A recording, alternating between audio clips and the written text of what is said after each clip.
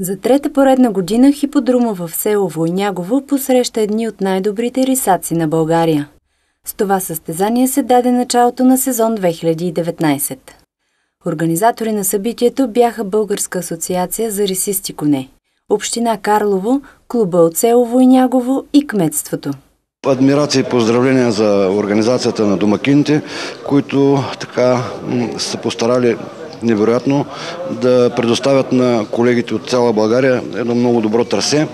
Виждате, за първ път имаме писта с ръкав, с подходящи виражи, за да се избегнат контузии на коне и на запрещици. Въобще организацията е на прекрасно ниво. Този състезателен сезон има приети нови правила. Ето и кои са те. Първото ще започнем с една квалификация за 2-годишните кончета, защото знаете, че с въвеждането на новите правила Национална асоциация по коневъдство и Българска асоциация за рисисти коне въведахме задължителни квалификации на 2 на 3 годишните, а и на старите коне, които не са участвали в никакви състезания.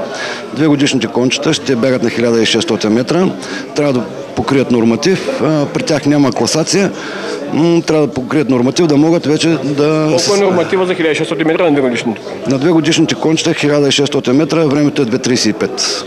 А на 3-годишните? На 3-годишните е 2.30. С 5 секунди. Но те бягат на 1900. Записаните за участие в първи кръг от състезанията с коне от рисисти породи бяха 40, разделени на 6 гонки. Първата гонка бе квалификация за 2-годишни кобили.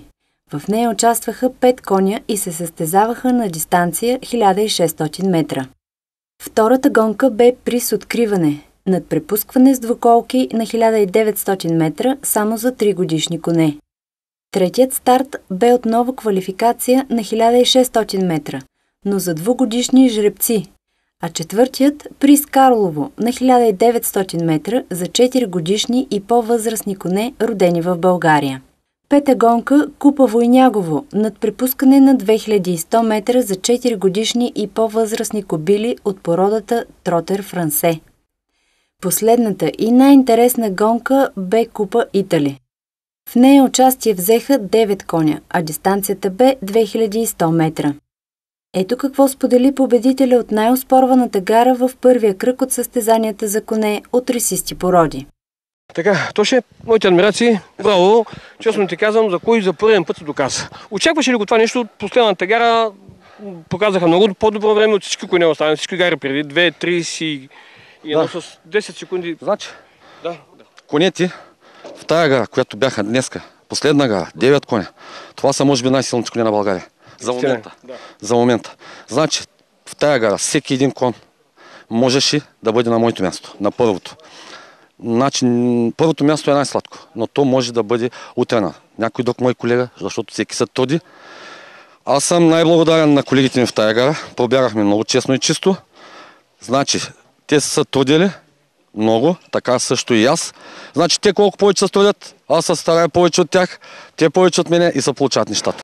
Повече подробности как протече откриването на сезон 2019 за състезанията за рисисти коне очаквайте скоро само в програмата на Hobby TV.